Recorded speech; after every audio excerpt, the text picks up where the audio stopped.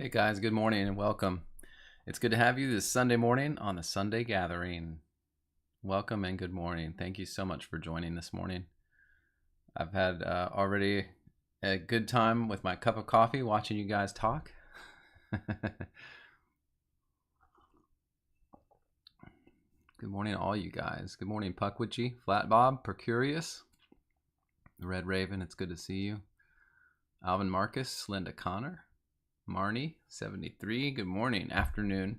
That's right. Good morning, Anne. It's good to see you on there. Rick Bowser. Alvin Marcus. Good to see you. Oh, goodness. We've got a lot of you guys. Jane Randolph's good to see you. Robert.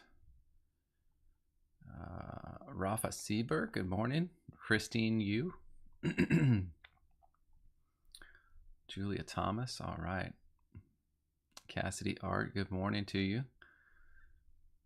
And that's about it. Cindy Lynn, I see you up there too. And Patriot Keto Pop, good morning to all you guys that jumped on first thing here. Appreciate you. Well, I hope you've had a good week.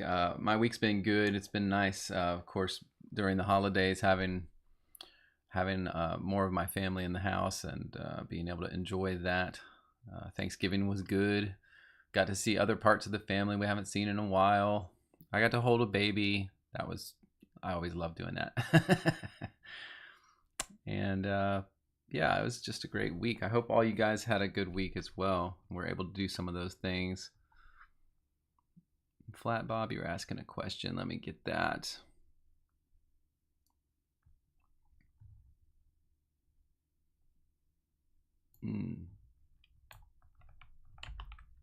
Good morning, David Salvatore. Good to see you. Krista Ray, good morning. Ed Mack, good morning. Ed Mack, what, they love your cooking or you love your cooking? I don't. No, it's there's always good food to be had for sure. It's nice when you get a bunch of people together and you get all the best recipes from everybody. That's the best. Good morning, Brandon Williams. Yeah, good morning.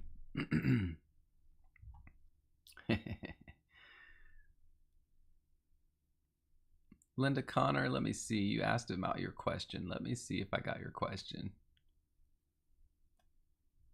Oh, yeah, Jeremiah 10. I got that. Yeah, I got that. I'm pretty attentive to the questions early on. You know, as we go forward, I start getting less attentive. So, good morning, Stacia. It's good to have you. Kingdom Within, good morning to you. Oh, thank you, sir. Appreciate you. I hope you're doing well, sir. I know there's been a lot of prayers said for you on my channel. I know there have. All right. Good morning, Krista Dunbar, or afternoon. All right. It's great to have all you guys. Okay, so let's see. So far I've actually got about 8 topics now. I will say this, Flat Bob, you asked about the thrashing machine from Isaiah. Can you possibly get me a reference in Isaiah for that? If you can, then I might be able to do that one. Good morning, James Carter. Good morning, God is kind. And Krista Ray. All right. I think we're getting there now, guys. Appreciate all you guys. I hope you've had a great week. It'll be interesting coming into this Christmas season and all this stuff. Just a lot going on. I've got a lot going on. There will be a time probably during Christmas where I will not be available to do the live streams for maybe a week or two. We'll have to see how that plays out, but we'll see. At least 1 week I'll have to miss. So just apologies in advance. Oh,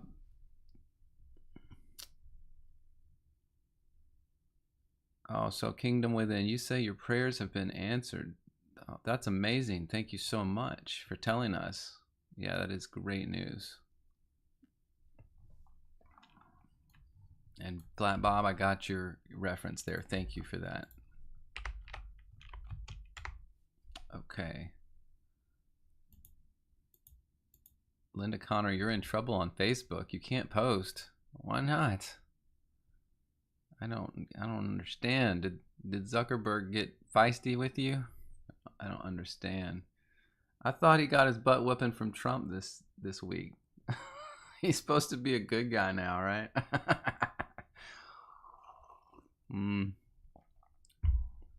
Yeah, we'll see. I apologize if you can't post on my stuff. I'll check and see if there's anything wrong on my end, Linda, if you think there is.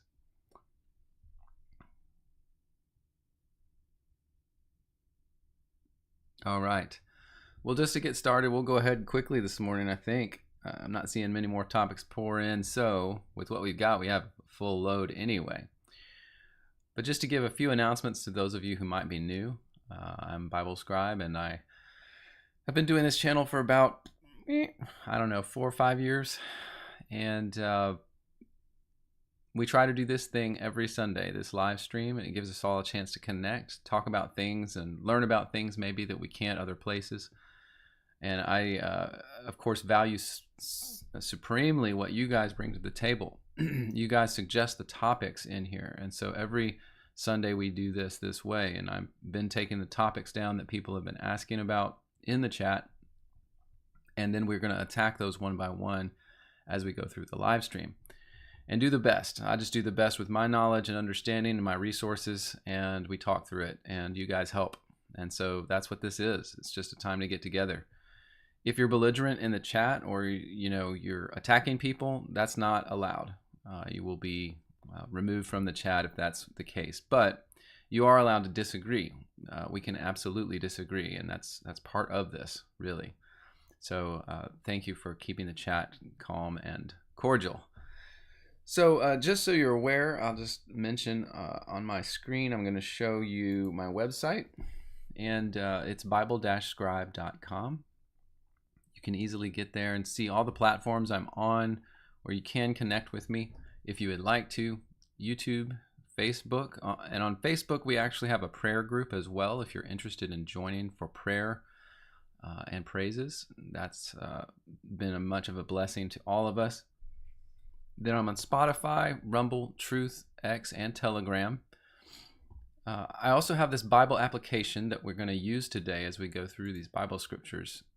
And it is accessible from the website, and it allows us to search through many ancient books, many books that were not included in the Bible, but in many cases were held right along with the Bible, and also some early Christian writings, some Jewish writings, the apocryphal works. So there's a lot here, and it really helps in cross-referencing or searching for things that are in the Bible, but you might not have seen. They have cross-references in these other writings. So valuable tool I use all the time, and is available to you right now. If you want, you can go there and register to get access to all of this. The other thing I have is a channel called SciCry. It's been a little inactive lately because I've been just busy on other things, but it is linked here on the homepage, and I've got lots of different videos, probably 100 or so different videos of things that just interest me and are more on the conspiratorial side. Things that you may or may not have seen other places. I try not to produce things on this channel that other people have done. Try to make it pretty unique. So definitely probably something that may be of interest to you. All right. So other than that, as far as what I've been working on this week, I did, of course, release the video, as you can see here, Understanding the Olivet Discourse, 70 AD. The surprising nature. This video is part of my attempt, now that I've really come to understand more heavily the early church writings on the eschatology of the church, the comings of Christ, for instance, the end times, the great white throne judgment. Because of that understanding, I had to come back to some of these things, the Olivet Discourse being one of them. And this study here is a really good one so that you can see the Olivet Discourse, I think, as it was intended to be. So my main conclusion in this video is just that the narrative of the Olivet Discourse from Mark chapter 13 is likely the most accurate narrative of that discourse. Whereas, for instance, the Matthew version has sections that are added from other speeches by Christ from different times. It seems to be a compilation instead of an actual record of the speech. Whereas both the Mark and Luke versions seem to be a little more accurate in that.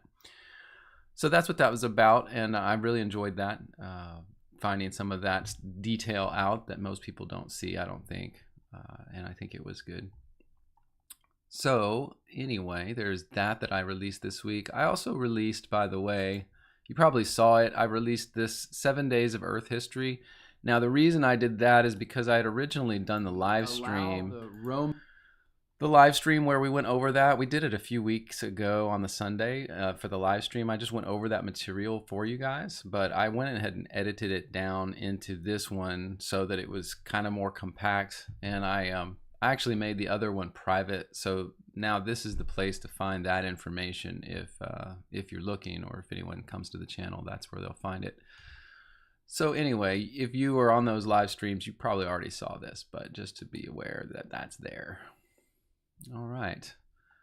So with that, I think that's about all the announcements. My time this week was mostly spent on that video. There wasn't much else I got to. So, and of course, the holiday got in the way.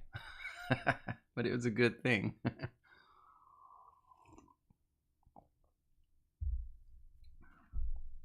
Yeah, Patriot Keto Pop, I got that topic of Brady's question. So I got that, and I'm going to do that, okay?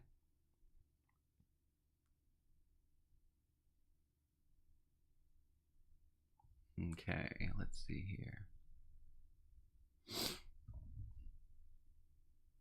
Oh, God is kind. You said Luna is awake from the coma. Okay, we have been praying for her, by the way. We put that in our prayer channel. I'm so glad that there's some progress there. That'll be a big that's joy, and there's joy in the hearts of our prayer warriors here. That's awesome. It's so hard to keep track of all these things when you guys mention. I gotta make sure I get that and put it on our channel so everybody knows. And I'll have to do the same thing with your information, Kingdom Within. That's so good.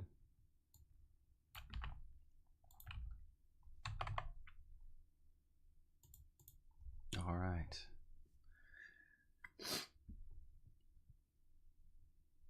Okay, well, with that, guys, let's go ahead and get started with prayer. If you don't mind, let's bow our heads. And again, please put prayer requests in the chat right now, even while I'm praying, so that we can get those to our group and pray for them during the week. That's super important to us here. And with that, I guess I'll bow my head and start praying. But again, put your requests in the chat. Thank you. Father in heaven, we thank you so much for this time today to be together, to comment, to talk to each other, and ask questions, and hopefully get some answers. Lord, help me to do my best in my efforts here to find answers for people and point them to information. Point them to the information in your word, Lord, in the writings of men who loved you and put you first above all else and wrote humbly the things that you told them. Thank you so much for preserving those writings through history, that we can get back at them, Lord. We give you the praise and the glory this morning. We thank you for family and friends and so many good things in our lives, and for bringing us together here today. And we give you all the praise. And it's in Jesus' name that we pray these things. Amen. All right. Thank you, guys. All right. Looking up for him, Pilgrim, I got your prayer request about surgery. For sure, we'll pray for that. And Stacia, got you too. Just taking down these requests, making sure I don't forget them. Patriot Keto Pop, I got yours now.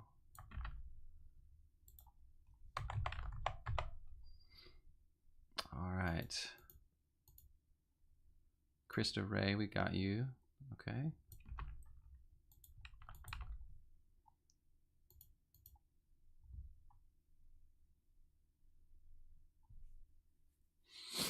Mm.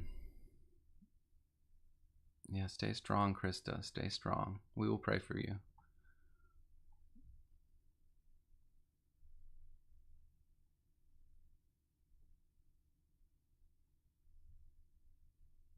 Okay. I don't think I'm missing anything now, so let's go ahead and get started, guys, with the first topic.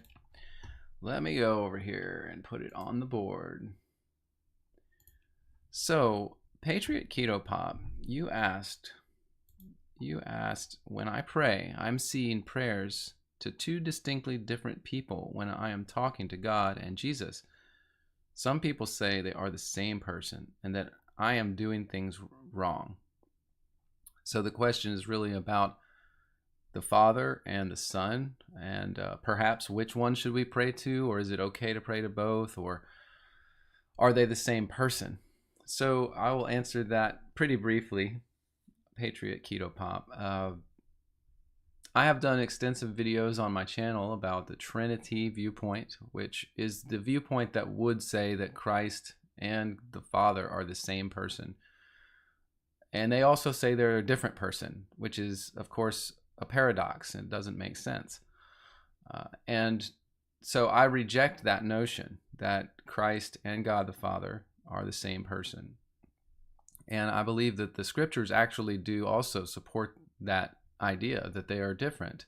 Although they are, of course, just as any son would be similar to his father, Christ is similar to his Father, very similar. And he also, as the scriptures tell us, Christ is the most high being other than God the Father. 1 Corinthians chapter 15 is very specific on that Christ is below the Father. And so I think when you have the view of Christ and the Father that you should, according to the scriptures, and then the second thing you do is you take what Christ taught us. Of course, Christ came as the ambassador of his Father to us to teach us things. And when he taught us about praying, Patriot Keto Pop, he taught us to pray to his Father in heaven. You'll never find a place where Jesus says you need to pray to me. Never does that happen. And I believe if he had done that, he would have been, of course, teaching us incorrectly. And that's why he didn't teach us that. He would have been usurping the authority of the Father, because all prayers flow to the Father, not to the Son. And so when Jesus talked to us, of course, he said, say these words, our Father, which art in heaven. Now, he's saying that in front of the disciples while he's standing there. He's saying, as you pray, pray to my Father. So I believe that the way that we were taught to pray is absolutely 100% to the Father in the name of the Son, in the name of Christ, under the authority of Christ. And in that way, we're recognizing before the Father that his Son is who he says he was, and that he is essentially, that Christ is the king over this earth and the king over us. So under the authority of Christ, we are praying to God the Father. And of course, Christ being our priest, our high priest, he's the only one that can approach the Father on our behalf. So when you understand all of that and you understand the roles of the Son and Father, it makes sense that we would pray to the Father in the Son's name, and that we wouldn't necessarily pray to the Son. In fact, I would challenge you to find anyone in the New Testament or anyone in the early church writings that prayed to the Son. In fact, none of them did that I know of at all. So I would just say that if we want to be in line with Christ's teaching, we should definitely pray to the Father alone. He is the Most High God, and Jesus is his Son. And saying that, I would also say that it's not wrong. It's not like you should feel bad that you ever prayed to Jesus. You shouldn't ever feel that way. I believe Jesus, as our high priest, will smooth out some of those bumps and wrinkles for us, right? I don't think that there's any sense in which a pure heart, thinking they're doing the right thing by praying to the Son instead of the Father, is going to be, their prayers won't be hindered. But again, when you understand the real nature of the Father and Son and their relationship and their relationship to you, then I think that we should pray in the way that's prescribed by our Savior, Jesus Christ, and that is to pray to the Father in the name of the Son. And so I hope that that helps with your understanding or your thoughts about it. And don't feel, we should never feel shame or bad for being, not understanding what we should do or doing it the wrong way if we didn't know, so that's not a problem. But I hope that kind of clears it up for you a little bit. If you have any other question about that before we move on, go ahead and post in the chat real quick.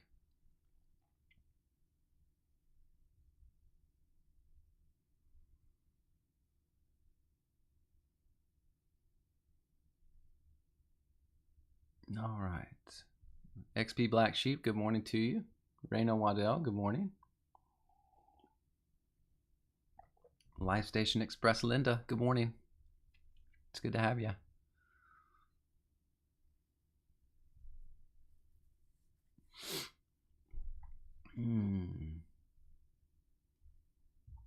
All right. Well, I think we'll just move on from that one then. That's the quick answer. It was a good answer, I think. Okay, let's see. So truth hurts. You asked a question. Let's do that one. So the title I gave this one here is, why are Catholic priests called Father? You asked it this way, Truth Hurts. You said, why do Catholics call priests Father when we are told not to in Matthew 23:9? Also, what are my thoughts on past lives? Okay, so we'll get to the past lives thing in a second. Let's look at Matthew 23:9 real quick and see what it says so we can discuss that. Matthew 23, verse 9. It says, call no man your father upon the earth, for one is your Father which is in heaven. Neither be ye called masters, for one is your master, even Christ. Okay, understood. So going back just a verse or two, let's see here. This is to the scribes and Pharisees, and he chastises them for telling people to do things and not doing them themselves, causing people to bear heavy burdens of the law and all these extra laws they added, and then that they do their works to be seen of men and take the chief seats in the synagogues, etc.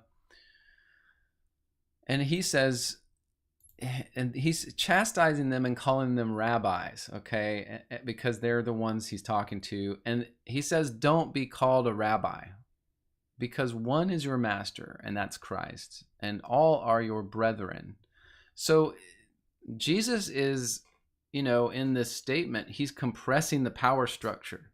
He's saying that no more is there's a common person and then a priest and a rabbi and all these levels between the person and God. He says, you are all one under your master Christ, and you're all brothers in verse 8. And then, call no man your father upon the earth, for one is your Father which is in heaven. Again, he's talking about the authority structure is compressed. There is no more authority other than Christ and the Father over the top of you as a person, as a human. And so yes, in that sense, of course, when you relate that to the Catholic Church and that the bishops and priests in the Catholic Church, I don't know whether they require you to call them Father, but it's just an unspoken protocol, right? And I guess I would have to say, and I'm coming from outside the Catholic Church looking in. I was never a part of the Catholic Church. I'm not very experienced with it, other than looking at things, learning and researching in history what the Catholic Church was and what it became and what it did. But I would have to fashion a guess that historically the reason that they wanted the practitioners of Catholicism to call the bishops and popes Father is because they saw the Pope particularly as the vicar of Christ, the almost the incarnation of God on earth, almost the new Christ. They saw the Pope as like a placeholder for Christ. And then, of course, they have a Trinitarian doctrine, so they compress Christ and the Father into one. And so all of that, nonsense to me comes in the form of, well, they decided, well, you should call them Father, because they're the representation in the Catholic Church of God to you. And again, I don't understand why the Catholic Church, or anyone else for that matter, could come to the conclusion from the scriptures, from the New Testament, that there was supposed to be any kind of authority structure between you and Christ or God. There shouldn't be. And Christ is saying as much right here in this passage. But yet the Catholic Church imposed a level of separation between the laity and God. And that separation is the bureaucracy of the Catholic Church. It's the popes, it's the bishops, it's the priesthood. And it's almost like after Christ came and abolished all that garbage, they came and set a new one right in place. And it's ridiculous. So I would definitely say that practice came out of the Catholic Church for that reason.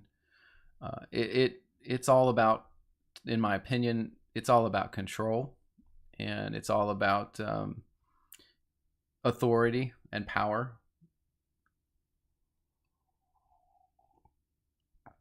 And so that's one of the things that led me into the research that I now, I've been doing now for a long time, but one of the things that led me into the spat of reading that I just couldn't control. I had to continue reading and learning and learning and learning. Part of what started that was I started saying to myself, I'm not going to take anybody's word for it anymore. I'm not going to take anyone's word for anything anymore, because I am the same as any other person on this earth, on this planet, in terms of my relationship to God. There is no one above me, just as this verse says. There is no one above me or between me and Christ any longer. That is how it is. And you should think that way too when it comes to what you believe and who you tend to listen to. I don't think we should ever take what anyone says 100% without vetting it first.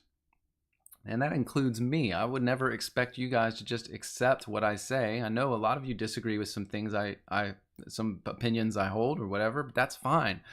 You should, and you should continue searching and looking. And you should just see it as I get this picture in my head, this vision, and I see myself standing on the land in like a huge valley. No one is there. There's no people, nobody. And it's sunny and it's beautiful, and there's green grass and there's mountains in the distance, and the sun is beaming down on me. And I can look up and there's no one beside me, and then there's God in the sky. And that's how we all are. Even if we were all in that valley together, there's no one between you and God. You are responsible to God for what you believe. So just remember that, and don't allow anyone to get between you and Christ or the Father. And that should include any Catholic religion, any religion, really. So I think that's the picture Christ's painting for us here. Christ is your master. Now that word, I bet, let's see if in the Greek I'm right, but I think it's kurios, master. Oh, he calls it instructor. Okay, so when we look at this word in the Greek, kathegetai, it looks like that is different. It is a teacher or guide. Master is a good, but he's essentially saying if anyone's your rabbi, it's me. That's kind of what he's saying, because that's what the rabbis said they were. Okay, these scribes and Pharisees, they were saying, we are the teachers. We teach you everything. No, Christ says, nope, I'm the teacher. You are no longer the teacher. That's kind of bold, Christ. Okay, Jesus, be careful. It's kind of bold. I think they might want to kill you. Anyway, so I hope that's clear. It just, I hope that's real clear. But good morning, Rut Marston. It's good to have you. All right. The other question, Truth Hurts, that you asked is, and I'm not going to take time on this. You said, what are my thoughts on past lives? Are they biblical? I'm just going to give you my short answer, and that is no, I do not believe they're biblical. I believe I've talked about reincarnation in a previous live stream, so I think you can probably find that, and I'm not going to go into detail on that today. But I just wanted you to know, Truth Hurts, from my personal perspective, that past lives are not biblical. But if you go looking into the spirit world for answers about your past life, there may be spirits there willing to give you those answers, even though it's not true. All right, that's all I'll say about that. But I do not believe in past lives. All right. The next topic we will go to now. I named this, Who Took Enoch Out of the Bible? Now, Patriot Keto Pop, you asked this one. You said, this is a question from Brady, actually. And so Brady asking, who took the Book of Enoch out of the Bible and why did they do it? So let me just, I'll hide my screen. I don't need to show that right now. So the Book of Enoch, by the way, as far as I know it, the oldest copy we have of the Book of Enoch is from the Dead Sea Scrolls. I believe that's the oldest copy we've got. So that would put it at I just rough out like 500 BC for the Dead Sea Scrolls, most of them, especially the older Jewish ones. So let's just say it's 500 BC. So we have a copy that's from 500 BC, let's say.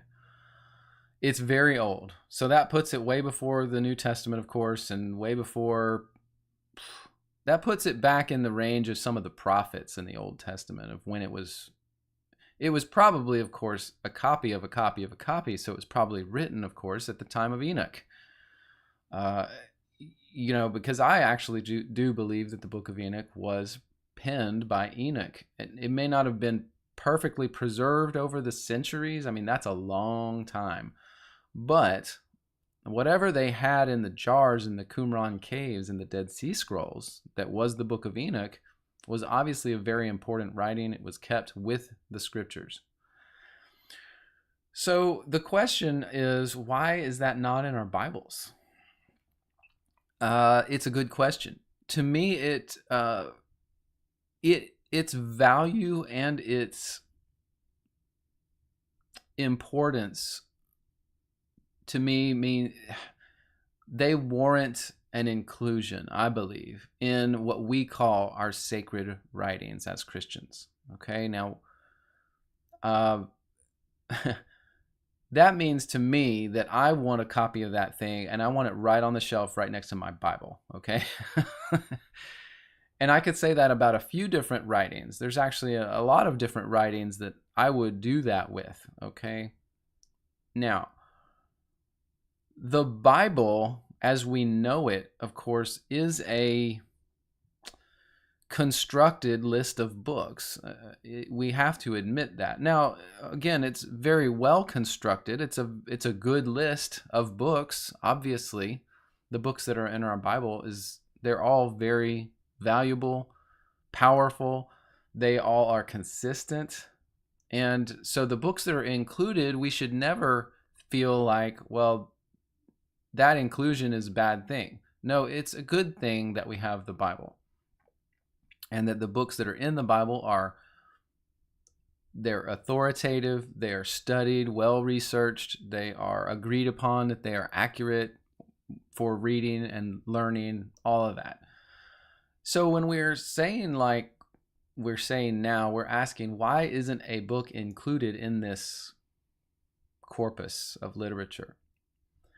It's a complicated question, and I think that the reality is that I would have to place this squarely on the Catholic Church. I don't know why we're talking about the Catholic Church so much today, but I would have to because in history, that is when the books that are agreed upon as the Bible canon, that's when they were put together. It was inside the Catholic Church. And so the Catholic Church was absolutely responsible for the decisions on what were used. The Catholic Church became so ubiquitous that when it decided, well, we're not going to use Enoch anymore, they may not have said, well, we're banning Enoch. They probably didn't ban Enoch. They just didn't use it. And for whatever reason that was, and it couldn't have, to me, couldn't have been a good reason, because the early church mentions the Book of Enoch many, many times. It's mentioned inside the New Testament. I believe it's in Jude. The Book of Enoch is mentioned. And the early Christian writings and the church fathers, they mentioned it multiple times. I've got a list. I don't want to take it out right now, but I have a list of all the different mentions of the same narratives and things that are inside the Book of Enoch from the early church. And they're all over the place. So the idea is that what you see is that was all there in the church, and the church was using the document, the Book of Enoch. They were using it at the time of Christ and forward, and they were talking about it even up into the 3rd century. But as the Catholic Church gained control at the Council of Nicaea and really started to clamp down on bishops and pastors and start to try to control the church, that's when you saw some of these writings fall out of favor. And so to me, it is absolutely 100% squarely on the Catholic Church, for the reason that many of the books that we read and study on this channel are not included in what we call the Bible. And more than that, to me, it's less about whether it's considered, quote, the Bible. It's that they're out of favor. They're not used. They're not promoted among Christians. The reality is we need to know about the things that are in these writings, both from the early church and these ancient Jewish pseudepigraphal works. We need to know them. We need to read them. Enoch, to me, is one of the most important books that I think Christians should read after they know the Bible. After you've read the Bible maybe twice, I say crack the Book of Enoch and then read that thing. And then there's a few others that I definitely think every Christian should read. Christine, you mentioned the Ethiopic Bible still has Enoch. That is correct. The Ethiopians definitely keep Enoch in their Bibles. Ed Mack, you're asking about, you say that, is it possible the scrolls were flooded?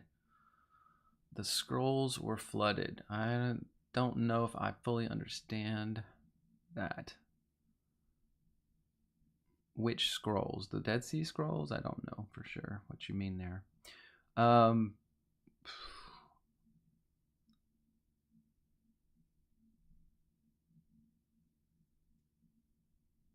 The XP Black Sheep, yeah, you say you have a sister that you talk to that's still locked into the 501c3 church system about the Book of Enoch, and you got a visible negative reaction. Yeah, I mean, that to me is even beyond what we're talking about, beyond the fact that the church just doesn't use these writings. They also discourage the use of anything outside the 66 books. I mean, you do have to kind of ask yourself, why did they come up with just 66 books? That's a really odd number. I'm not saying that's necessarily meaningful, but it seems strange. Just like they say that Christ died in the year 33. Why is that? Because when I did the research, like I mentioned in the previous videos, I felt like 30 was the year. It was literally the year 30. That the Passover was correct and everything lined up from the event standpoint of the crucifixion week. To me, it looks like 30 was the actual year. So I'm not saying that there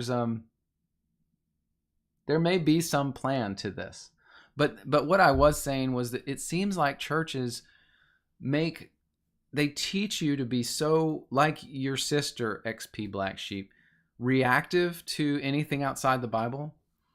Like, I don't know where that comes from. That, to me, that's almost supernatural. When you're able to teach people to have a guttural, visceral reaction against something that's not founded in rationality, then that to me it's almost psychotic, kind of like psyop type level stuff. So why have our churches been teaching us for so long to simply react and not study for ourselves, to simply just reject everything that's non-orthodox to them, and not to study for yourself, but to listen to us? That to me is a psyop. I mean, that's terrible. That's horrible. Horrifying, really. But we've been indoctrinated like that, all of us, if we've been in church. So anyway.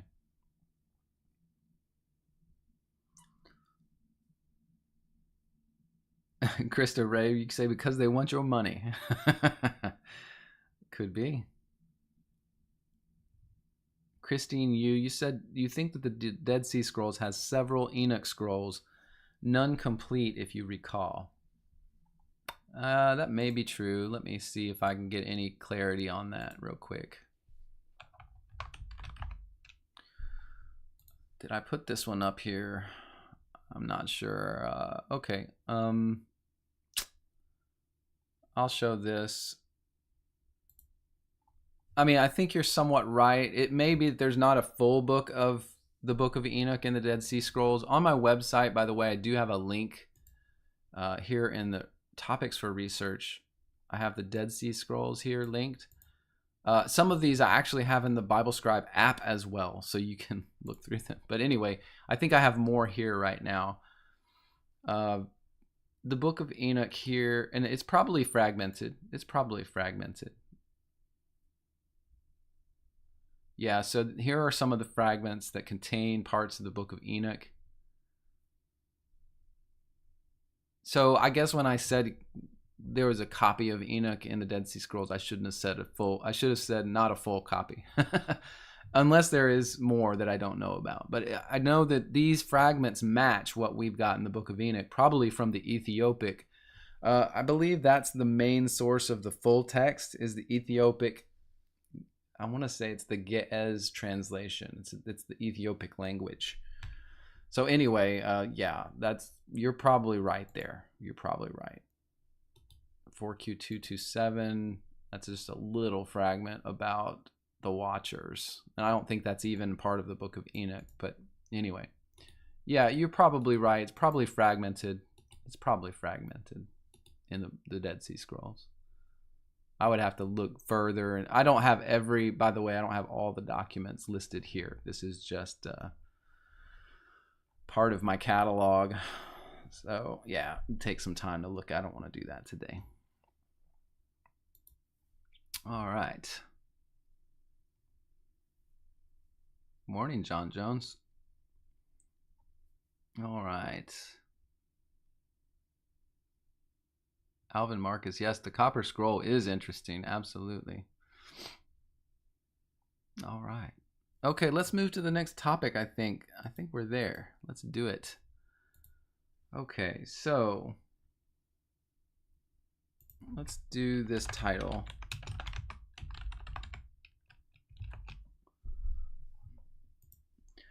Olivet Discourse, gather the elect from the four winds. Now this is actually, I talked about it briefly in my video about the Olivet Discourse that I just released this week. But Jane Randolph Saunders, you asked, I'm wondering what Jesus is referring to when he says he will send out the angels and gather his elect from the four winds, from the ends of the earth to the ends of heaven. And Mark 13:27 mentioned it, and Matthew 24:31. but you're still confused. Even though you listened to my video, you're confused about how this looked in reference to AD 70. Yeah. Who is this referencing, and is it those who had already died? Okay, so Jane, let's talk about that. Probably to me the best way is going to be, I'll share my screen again, and we will go in the same list of research stuff. Olivet Discourse. This is my parallel copy of the Olivet Discourse. And I think I was supposed to link this in my description on my video. I'm not sure I did it. I need to put that in there. Woo! Caught me. I need to do that. All right. Let's go down there then. You said Matthew 24:31. Let's see where that verse is down here. Here we go. And he shall send his angels. On Matthew is on the left, by the way. Mark is in the middle, and Luke is on the right. Okay, it's the parallel account of this thing. He shall send his angels with the great sound of a trumpet. They shall gather together his elect from the four winds, from one end of heaven to the other. Now note this. Note both the other passages. Whereas Matthew says that the angels will sound a trumpet and gather his elect from the four winds, from one end of heaven to the other. Now listen to the Mark version. He will send his angels and gather his elect from the four winds, the uttermost part of earth and the uttermost part of heaven. So a couple differences there. First difference, there's no trumpet, okay? No trumpet is sounded. And when it says, he will gather his elect from the four winds, he says from the uttermost part of the earth and the uttermost part of heaven. These are important differences, okay? He doesn't say that. He just says in Matthew from one end of heaven to the other, okay, whatever. So the uttermost part of the earth and the uttermost part of heaven, as I mentioned in the video that I did, is that this is literally this sounds to me like when you talk about the uttermost parts of the earth, that's generally spoken of when in relationship to Hades and the underworld.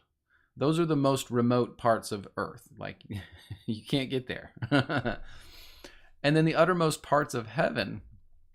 So when he says, I'm going to gather my elect from the four winds, from the uttermost parts of the earth to the uttermost parts of heaven, I am thinking, because the elect is usually a reference to the Jews, okay? It's just his way of saying that. It's in other passages that way as well.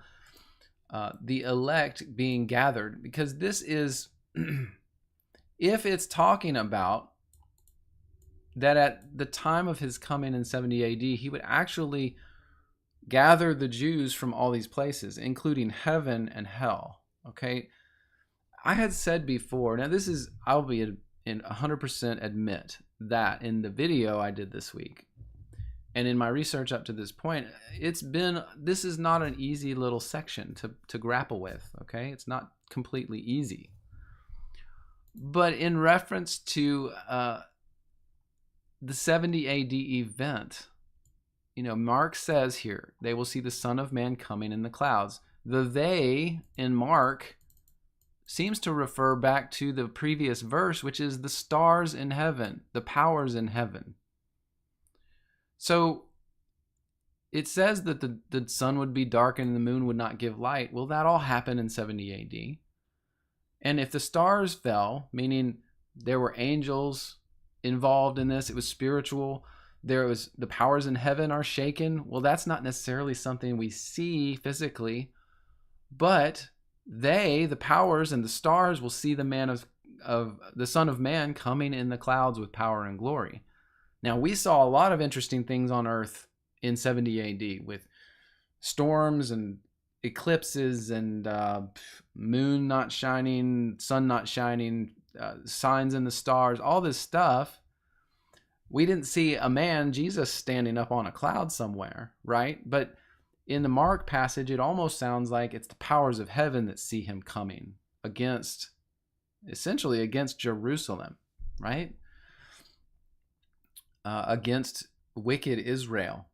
And so I tend to feel like this gathering of his elect, just as I have said before, that 70 AD for the Jewish people, for the nation of Israel, the real nation of Israel, 70 AD felt like a foreshadowing to me of the great white throne judgment for all people. Again, almost everything God did with Israel seemed to be a picture for us of his redemption plan for history. Almost everything. I mean, I don't have to say that. I think I feel like I repeat that all the time, but everything in the law pointed to Christ, or it pointed to what God was going to do prophetically, everything. And so I feel like it's a very strong possibility, especially based on verses like this, that at 70 AD for the Jewish people, God did collect them from everywhere. And there was, in a sense, a small great white throne judgment scenario. Now, it wasn't exactly like that. I'm just saying it fleshed out that way. And perhaps this is God gathering the righteous Israelis, the remnant, from both hell, because some of them were dead, and from heaven, the ones that were already, I don't know all of it exactly, but it seems like that might have been something that came to pass at that time. And just realize here too that the book of Luke seems to echo what's in Mark. They will see the Son of Man coming in a cloud. And who's the they? It looks like, it could be men, because it says men's hearts fail for fear. But then it says the powers of heaven will be shaken, and they will see the Son of Man coming in the cloud with great power and glory. It seems to mirror what Mark says and not what Matthew says, okay? And it says, when these things come to pass, look up, your redemption is near. So again, too, this is given by Christ to the 12 disciples, who were not only all Jews, but they were also sent only to Jewish cities to get them the word so they would come back to God. So anyway.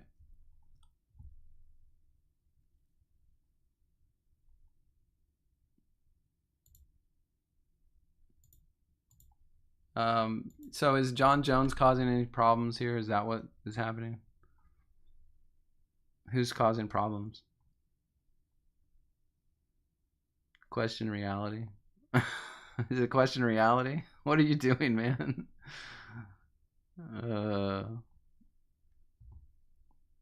What are you doing, question reality?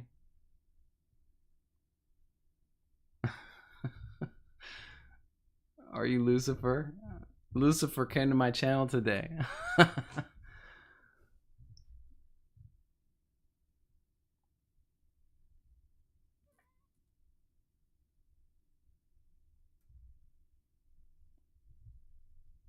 Yeah, question reality. I mean, I see what you're saying up there. I wholeheartedly disagree with everything you said in your statement about Christ, Enoch, Jupiter, Satan, Yahweh. You're conflating a lot of things that are not conflated. They're not combined. So it's wrong. It's Gnostic. That's a Gnostic belief system. So anyway, yeah, if you cause any more problems, then I mean, I can mute you. I don't know. Behave yourself. So anyway, in response to this question, though, Jane Randolph Sanders, I hope that I've helped a little bit.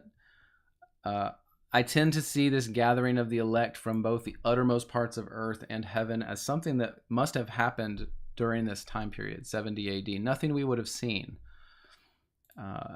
And so that's about all I can say about it. There's not a lot of information there. There's just not a lot. And I, of course, do take the Luke and Mark accounts over the Matthew account now pretty much for almost everything. The Matthew account to me does not add anything that's not taken from another section of the book of Luke, and it to me isn't helpful. But anyway, so I hope that helps. Good. I'm glad you say it did. That's good. All right. And Jane Randolph, also, you asked about, just briefly, you asked about the thief who asked about to being with Christ in paradise, or that Christ said he would be with him in paradise that day. Now, that is, of course, generally related to that. Writings like the Gospel of Nicodemus tell this entire story, but when Christ died on the cross, he goes to Hades, and he frees the righteous from Hades, the righteous men, people that had been in Hades since the time of Adam. So you have to wonder what happened to all those centuries past before Christ came with people that died but were good people, were righteous people before God. Well, they waited in Hades also in a different part, not a place of punishment, but a place of waiting. And Christ went down there and freed them. And the whole narrative of the prophecies about that resurrection was that the Jews would essentially be restored to paradise. Adam would be restored to paradise, meaning the Garden of Eden. The Garden of Eden also, in these ancient writings, being seen as existing not in the physical realm, but being in a lower part of heaven near the earth, but not on the earth. Okay, I hope that makes sense. But that these people, these righteous people and Jews from that time would inherit the Garden of Eden again, because of course that's what Adam came from. That was his initial place of residence, was the Garden of Eden.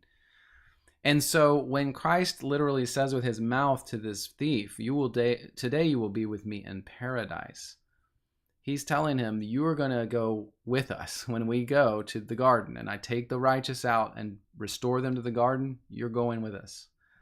It's an amazing statement that connects so many things. So I hope that also helps, Jane, with your question.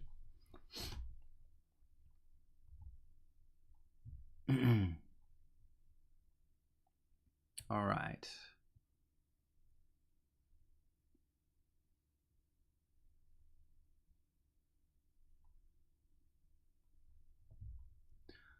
All right. Yep. So you guys, some of you are upset about question reality. I mean, so far he isn't spamming us. If he has a different opinion, then that's okay. All right. So let's leave it at that. If he spams or is ugly to somebody, then I will take care of it. Okay. It's not a problem. All right.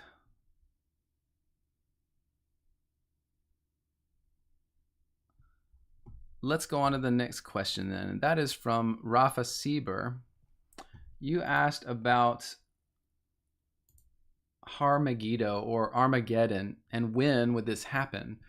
We're talking, of course, about Book of Revelation, generally speaking. And so we need to go there to talk about it. Let's get to Revelation. Armageddon is, I believe, chapter 19. So let's go there.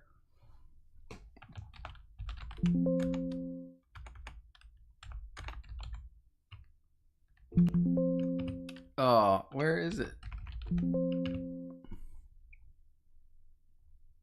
Am I wrong? I might be wrong.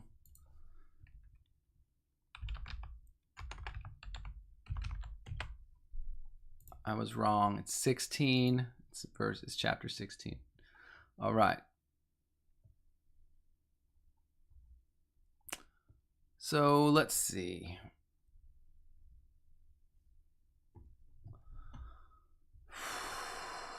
All right, this is in the context of the 7 vials, the 7 bowls of wrath being poured out. And as you can see from my tool, my application, I have titled this chapter, I've given it the description that this is the 7 angels pouring out the 7 vials of plague upon the land of Rome.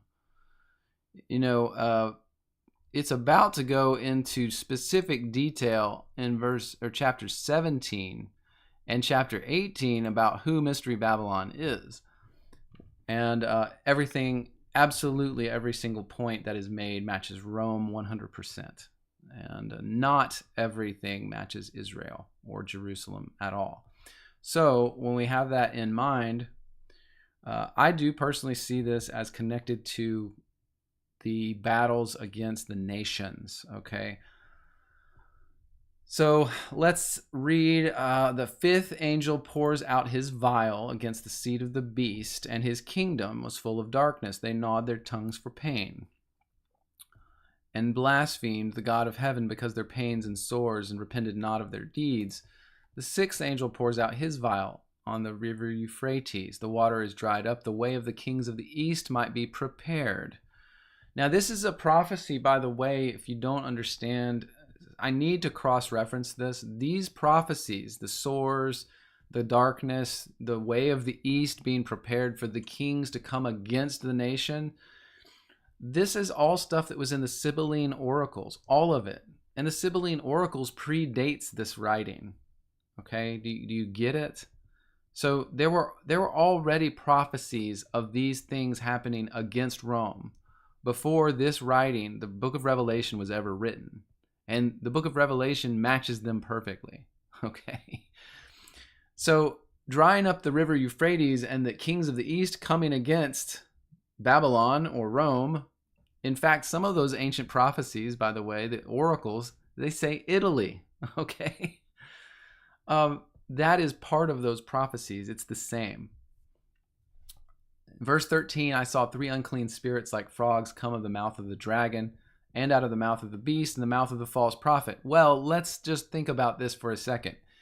If we know that the dragon is Satan and that the beast is a principality angel that is one of Satan's right-hand men, and that the false prophet is also a spiritual entity that inhabits people, then these are all spiritual things, including the spirits like frogs, the unclean spirits coming out of their mouths.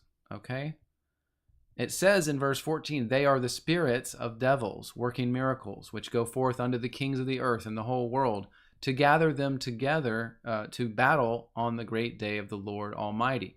Well, we know, because I've done a full video on this, that the day of the Lord, the day of God Almighty, is this time period. It's not a single day.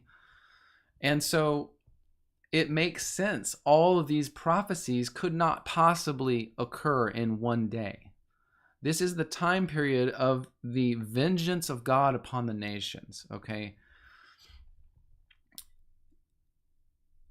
In verse 16, it says, he gathered them together in a place called in the Hebrew tongue Armageddon. Now, that in Hebrew, let's look at it here. I don't know if it'll show us here. Yeah, it doesn't. It still puts it in. I'm assuming that in the original text that Armageddon was written in Arabic and could have been the word like it's kind of pronounced, Har-Megiddo. Okay, that's what most people say, that this is a transcription, what do they call that? A transliteration of the Hebrew word Armageddon, Har-Megiddo. Now, Har-Megiddo means, like it says here in Strong's, derived from Hebrew, and he says likely because they don't know for sure, but it seems like it's likely from the words Har Megiddo, or Mount of Megiddo. Har is a tell. It's like it's not necessarily a huge mountain. It's like a hill. The hill of Megiddo, essentially, is kind of what it's saying. And when we look at the topography and geography of the area over there, let's look here. Let's look at Megiddo map. Let's pull that up.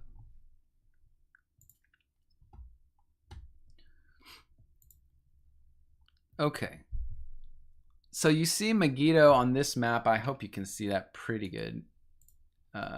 It's kind of, you see how far north it is of the Dead Sea. It's pretty far north of Jerusalem, all right? So just south of the Sea of Galilee, but north of Jerusalem and all of that is this place called Megiddo.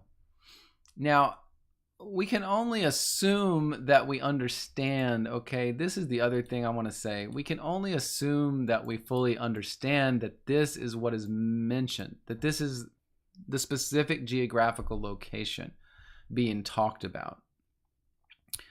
I tend to think that in some ways this might actually be a bit of a I guess, a symbolic type reference that this place, Armageddon, is the name given for the area of the world that God brings all this to bear on Rome. We could, one thing I would be interested to do is to do a little bit of study and see how much battles or wars were actually waged in this area over the next successive 300, 400, 500 years after Christ. Because it is mentioned, it seems to be mentioned. But I think overall, because of the context here, I don't want to take the tack, and before in the past I've taken the approach that this battle was a completely spiritual battle, and it did take place right in this physical location in Megiddo, that the kings of earth were gathered here in a spiritual sense, and that Christ sat on his throne of judgment over them and judged them at that time, like in 70 AD. I have taken that position previously, but now I tend to be a little more loose with it. And it's because, again, of all the things that happened through the first few centuries. And the different wars that were waged against the nations, and all of the prophecy fulfillment that occurred over the 500 years after Christ, okay? Pestilences, famines, earthquakes, you name it, volcanic eruptions, stars and things in the heavens, eclipses, so many different things. And it didn't all happen in one day. It just didn't. It literally did not. So I think, again, this to me, while it is a tough thing to kind of pinpoint, of course, we don't live in the time, and I didn't see the original writing of this verse.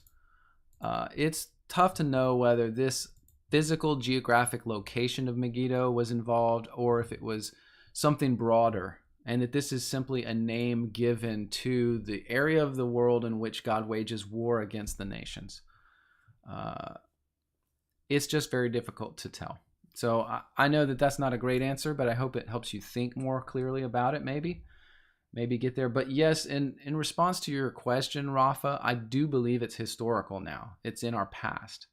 But I don't believe everything that's talked about in the verses in chapter 16 of Revelation, I don't believe that they all happened in one day. I believe it was over a period of time, okay, that started around 70 AD, if you will, okay? All right. Well, I hope that helps. Okay. Let's see, what are we doing on time here? 10:30, 9:30, 11:30. Okay, we're doing pretty good on time. Moving pretty quick today.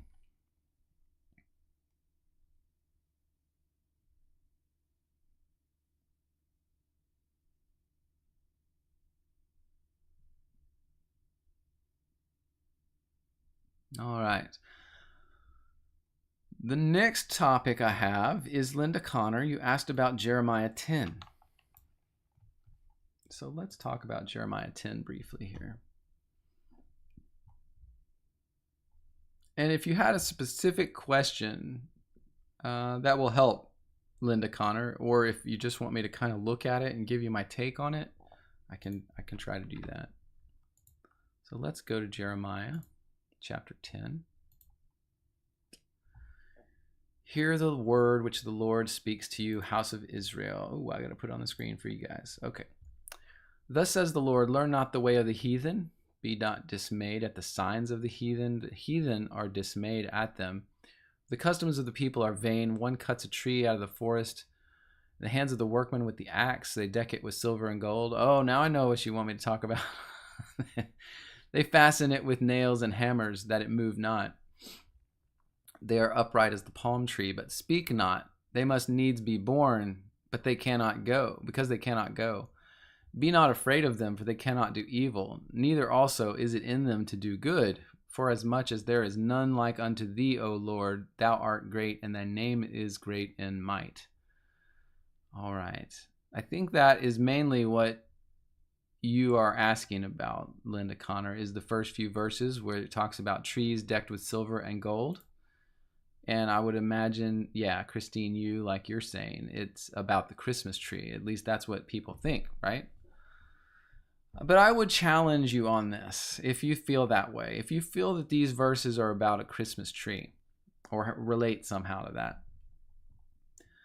Note who he's talking to. He's talking to Israel. And note who he's talking about. He's talking about the heathen. Don't learn their ways. Don't do what they do, okay? The customs of them, their customs are vain.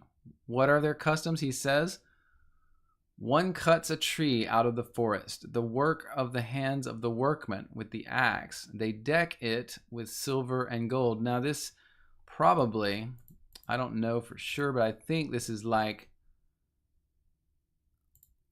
the word that is called decorate is to be bright or beautiful, become beautiful. They make it beautiful with gold. Okay, let's leave it there. They deck it with silver and gold, or make it beautiful with silver and gold. They fasten it with nails and with hammers, that it moves not. Now, why? That's something I want you to think about. They fasten it with nails and hammers so it does not move. That's key. That's important. They are upright as the palm tree, but they speak not. Wait a second. Why is it talking about a Christmas tree speaking? That doesn't make any sense. They must needs be born because they cannot go. Oh, wait a second. They must be carried because they cannot move on their own. Be not afraid of them, for they cannot do evil, nor is it in them to do good. How can a tree do evil or good? So I want you to think about what was just said, and in the context, try to understand what is being talked about here. Is it talking about Christmas trees? I would challenge that. What is usually the context of God berating the heathen in front of Israel? What is he almost always 100% of the time warning Israel about? He's almost always warning them about idol worship. And that was the thing of all the heathen nations that he did not want them to participate in. Okay? So what is actually happening here is you're getting a picture of what happens when they create an idol. They create a god to worship. They take a tree, they cut it out of the forest. The workman takes it down and they gild it. That's the same word they would use to say they gild it with silver and gold. They plate it. You know, they would use that technique. What is it called? Leafing, gold leaf, where they would hammer the gold leaf onto the wood and it would look like a golden idol. Okay, that's what they did. Then they fasten it with nails and hammers so it doesn't move. God is making fun of their idols because they cannot move. He makes fun of them again by saying they speak not. They need to be carried because they cannot go. He's making fun of the heathen idol worship practices, not decking trees with ornaments. This is not what's being talked about at all. He says, be not afraid of these idols. They can't do evil, and neither is it in them to do good. These idols are nothing. He's saying they are blocks of wood with gold attached to them. So I think in the context here, this makes sense when you're thinking of idols. But if you're trying to make this into a Christmas tree, Christmas trees never speak, and it's silly to even comment on that. They never can move, so why would you comment on that? They never do evil or good because trees don't do anything. But people in heathen nations believed that their idols, their gods, could do things. That's why God is saying these things and making fun of them. This is not, in my opinion, at all about Christmas trees or anything like that. So I hope that helps. Now, if you and your feelings, trees and the whole practice in Christmas of the tree and the decorating, I guess I think it was more just about the tree. There is some druid practices that have to do with the trees, some pagan practices, but I don't know. It's going to have to be up to each individual person as to whether they do that or think that's bad or think it's good or not. I have Christmas trees already up in my home, and I don't worship them. I have, crosses and Christian things all over them. I will never praise a tree or think of any other pagan practice in regards to that. It's always only going to be about Christ to me. And so I know that, I get a lot of, every year we talk about this, guys, every year, and I knew it was coming, which is not bad. I just, I just don't have that same feeling about Christmas that it is, I've never involved myself in any pagan practice, and nor do I ever encourage one. So it's just not like that to me. And the other thing I see too is you have to admit that when Christians all over the world celebrate Christmas every year, the pagans and the heathen and the Satanists just go out of their skulls at Christmas time. It drives them insane. And I'm willing to keep doing it just for that purpose. Merry Christmas.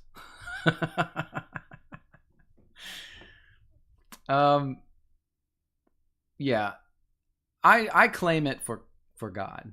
I claim it for God, and I will use every ounce of my being during the season to teach other people the same thing. It's about God and it's about Christ. And that there were some pagan roots to some of it, and we have captured it for Christ. We have won that territory for Christ, and it will never again be a pagan practice. And I don't think there's any problem with that. We're not worshiping a tree. We're not dancing around it. We're not in the woods having sexual magic rituals around, fir trees. That's what the Druids did. Okay, so that's not what we're doing. This never has been about that for Christians. Anyway, and if you don't like it, to me it's a personal thing. If you are just set against it, and in your heart there's no way you can ever do it, that's fine. I just don't think that we should make it a division between Christians, and I don't think that there's any value whatsoever in people that don't agree with Christmas going around trying to,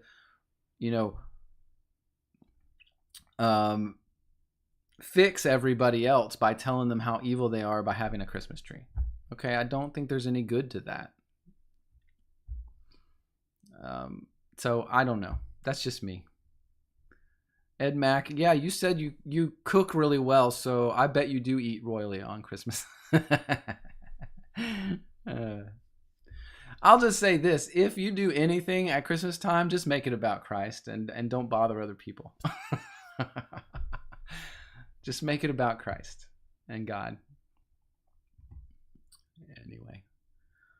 All right. Well, Linda Connor, I hope it helps you. And, it's tough. But I do believe that passage specifically is about the heathen people creating wooden idols, because they were always talked about in that way. Wooden idols gilded with gold.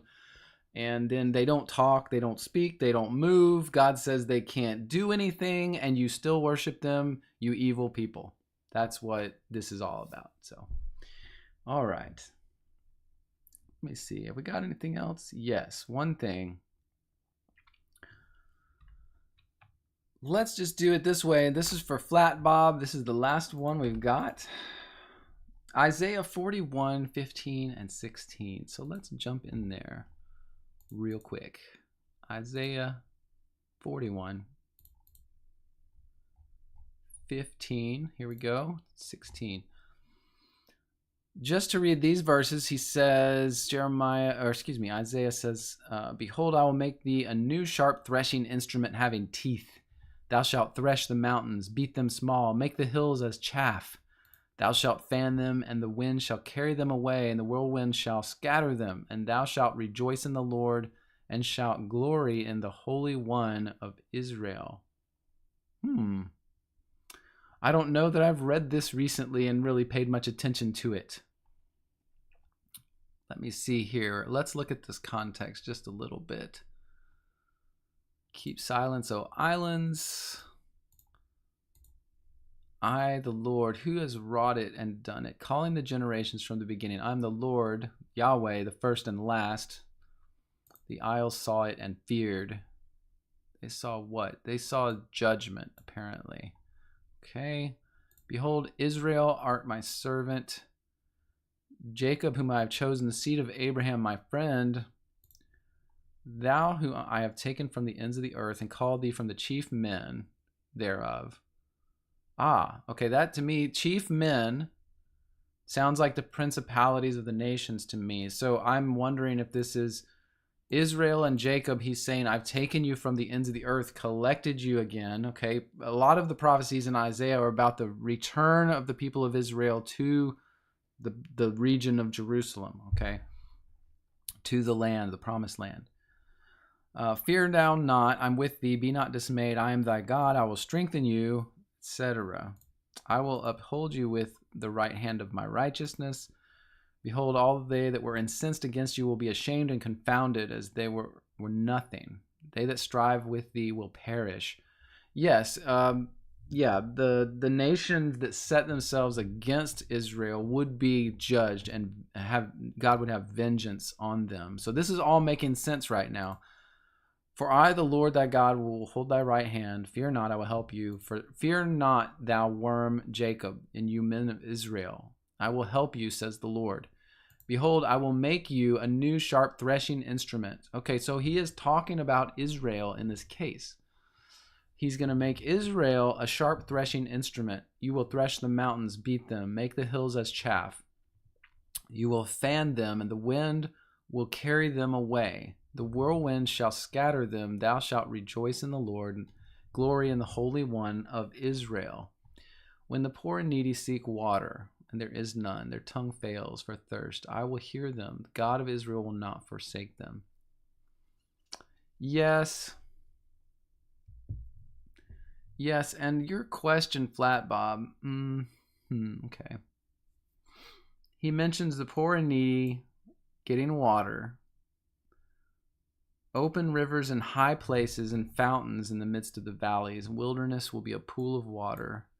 I will plant the wilderness, the cedar, the shittah tree, that they may see and know and consider and understand the hand of the Lord has done this. The Holy One of Israel has created it. Produce your cause, says the Lord.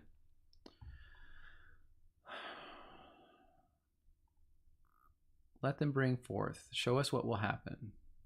Show them the former things, and know the latter end of them, or declare for us the things to come.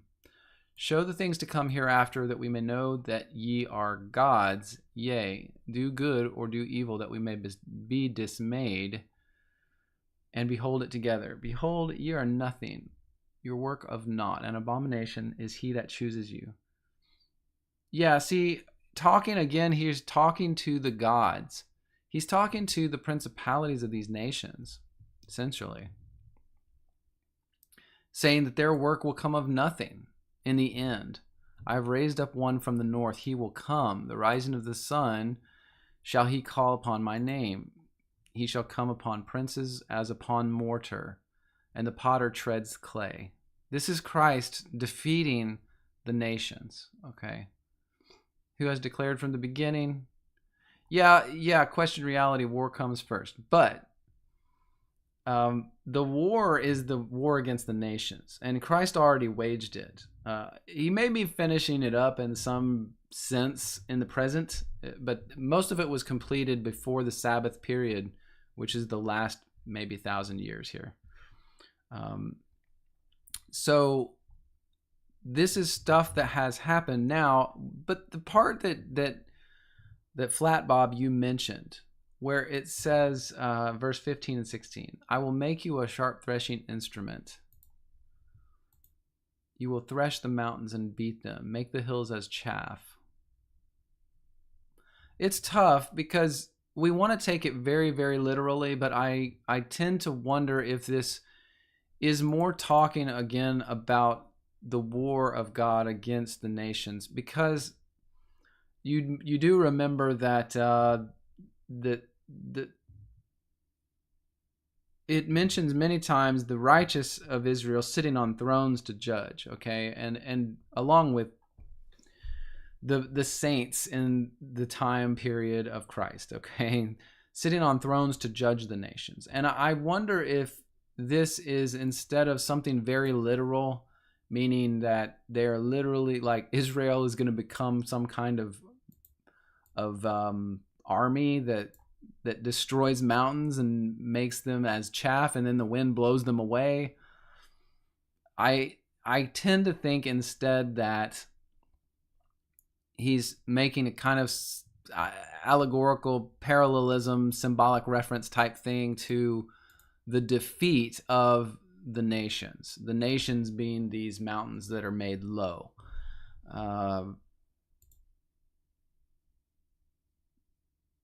I mean, at some level, we could wonder if that has something to do with the new heaven and new earth in the end of time after the great white throne judgment.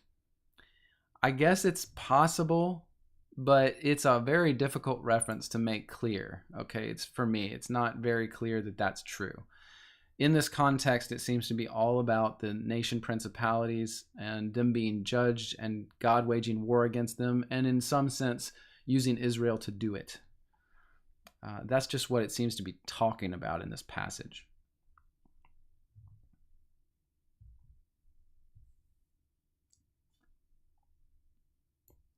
Stacia, you're asking about the Jubilee year. I might be able to just mention it. I'll mention it real briefly after this. Christine, a parable of the tares among wheat, maybe a relation? Maybe. I don't know for sure on that. The tares and the wheat seems to be the sifting, more related to the sifting of the righteous from the wicked and that kind of thing. But anyway. All right.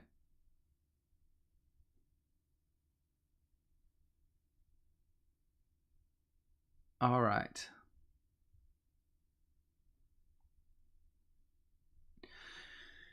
Okay, well that's pretty good, I think, on that one for now. Flat Bob, that's about the best I can do. It's tough. It's tough. It's a little tough, but I hope you see what I see there. Maybe that does help you. Okay, good.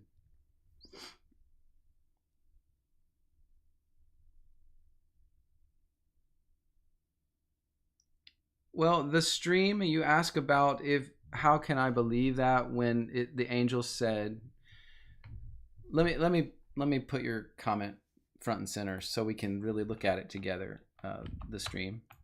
Let me do that. So just all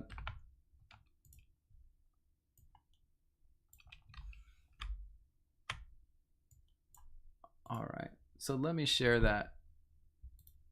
I think this is an important thing to talk about, the stream. If you have this question, and I want to try to address it.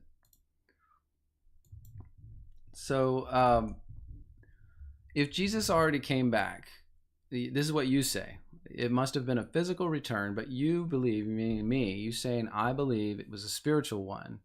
How can you claim that, brother, when the angels said he would return the same way he ascended? Well, part of the reason I can say that, the stream, is because the angel said, in the way you saw him ascend, he will return.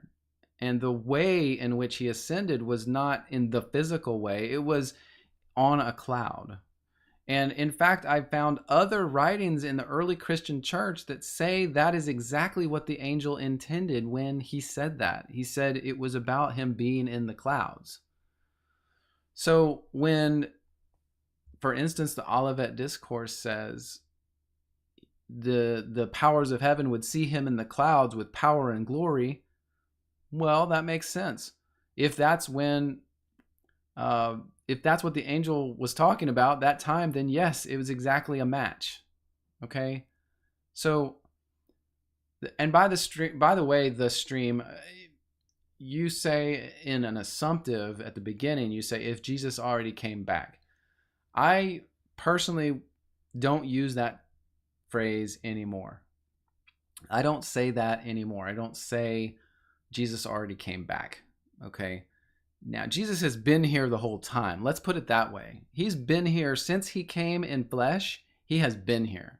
Even after he has ascended and then, I believe, been waging war against the nations, then he did that for the next 500 or so years until Rome was destroyed. He was present and waging war in this world. Now, the coming, I think, though, that most of the early church was talking about, if I'm to be so blunt, the coming most of the early church was talking about is at the great white throne. It's the final judgment. They say he's coming to judge all the living and all the dead, both in heaven and under the earth and on the earth. Okay, now that just didn't happen in 70 AD, period. So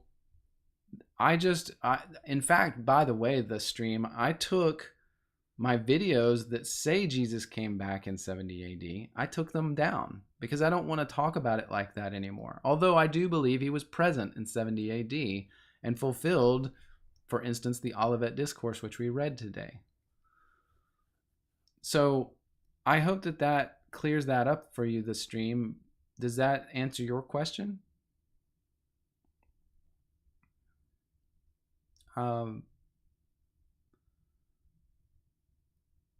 It's a misnomer to claim that the angel at his ascension was talking about his physicality when he ascended. Okay, and people do that all the time. I really, it's just, to me, it doesn't even make sense in the context of, like, if you were a disciple standing there when Jesus flew up into the sky on a cloud. It says a cloud came and received him. And then someone asked you, well, how did he go up? Would you say he went up physically? No, you'd say he went up on a cloud. A cloud got him and took him up. And so the how of how he went up is always about the cloud. All right.